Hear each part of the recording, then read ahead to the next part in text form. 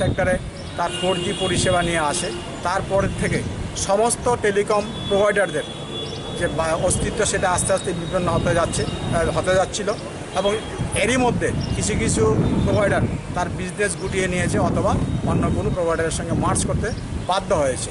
তার যে predatory pricing system, এর ফলে প্রত্যেকটা টেলিকম কোম্পানিরই বছরে সেখানে লসের সম্মুখীন হতে হচ্ছে। সেই জায়গাতে বিএসএনএলও কিন্তু তার যে আর্থিক অবস্থা সেটা দিনের পর দিন খারাপের দিকে যাচ্ছে।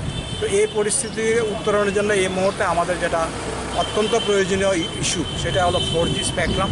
কারণ মার্কেটে 4G স্পেকট্রাম ছাড়া কোনো সিম কোনো লোকই নিতে চায় না, আর সেই 4G স্পেকট্রাম আমাদেরকে দেওয়া হচ্ছে না। অথচ অন্যান্য যে সমস্ত প্রাইভেট প্রোভাইডার আছে তাদেরকে কিন্তু 4G স্পেকট্রাম গভর্নমেন্ট থেকে দেওয়া হচ্ছে।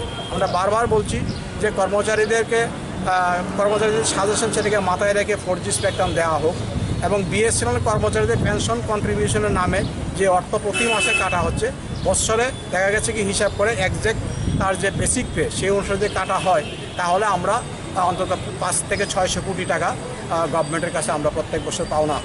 এবং এখনও সেই হিসাব মতো যদি আমরা পেনশন কন্ট্রিবিউশন নেয় তাহলেও কিন্তু আমাদের 500 থেকে 600 কোটি টাকা আমাদের সেভ হয়। নাম্বার 2, বিএসএনএলের প্রায় 1 লক্ষ কোটি টাকার উপর তার স্থাবর সম্পত্তি আছে।